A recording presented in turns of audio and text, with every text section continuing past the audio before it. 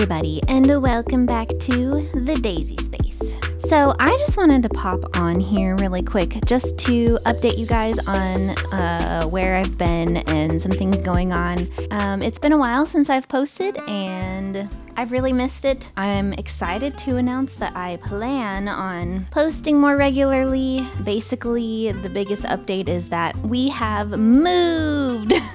Moved houses, moved cities. I guess you could probably tell from my background, it's all different. It took us about 9 months to find this place, so literally all of my free time was going towards looking for a house. And if any of you guys have ever done that before, you understand how busy it is and how exhausting it is. So that's mostly where I've been.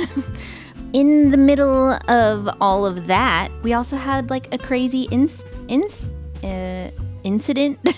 that happened, and I thought I would share with you guys because it's kind of crazy. With our old house, we ended up being able to rent it out. We had a big hailstorm. I'm sure a lot of you guys have heard of all of the storms going on. We just wanted to make sure there wasn't any roof damage that happened during that storm. So we had a roofer come out and look at the roof. And as he was there, of course, he knew that the house was supposed to be empty. He let my husband know that there were people coming in and out, and it looked as if they were moved in.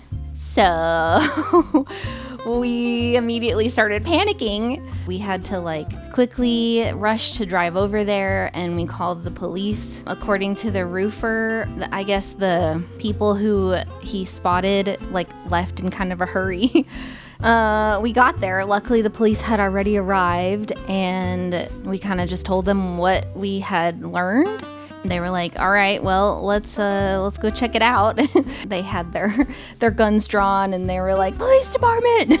And we were just like, this is crazy. But it was very evident that someone had been living there. They ended up finding one of the people's cell phones in the house, and we were able to get a better look at who they were because, of course, they had themselves as the wallpaper. Definitely not our tenant, and we definitely did not recognize them. Of course, we wanted to make sure there wasn't signs of forced entry or some major damage that happened or anything. Luckily, we didn't find any of that, and honestly, we don't understand how they got in the house. We're pretty confident that everything was pretty locked down, so we're still unsure how anybody got in. It definitely could have been worse, so we're thankful for that. Now, here's the crazy part, okay? So while we were chilling in the driveway, of course, we had a picture of their car, and we knew what they looked like at this point. I remember I was kind of like, I wonder if they're going to show back up because all their stuff is here. Lo and behold, they show up. The car, we recognize it immediately. As soon as they pull up, we see their faces, and everyone's like, that's them. And luckily the cops were still there, so they flagged them down, and they pulled immediately over, and they got out of their car. Second craziness, the cops talked to them for a good while, and we were just kind of sitting there waiting. So the cops, they came over to us and explained that this couple had saw a fake listing of our house on Facebook Marketplace. This ad had stolen all of our professional photos that we had taken of the house. They had signed a lease agreement even. They had copies of their paperwork. I guess the cops had looked through all of their messages that they had been texting back and forth with this person that listed it. And so the cops were like, yeah, they're also victims in this. And we were like, well, how'd they get in? They basically were told that the back door was unlocked and that they could just go in, and that they would mail the keys in 24 to 48 hours. Of course, that I feel is already a red flag. You don't actually have the keys to enter this place. They really thought that it was a real legit deal. They had actually paid whoever it was through PayPal to somewhere in Georgia. Then they just went in, according to them, and maybe also according to the text messages. We never got to see those messages. I kind of wish we'd asked to see them at this point.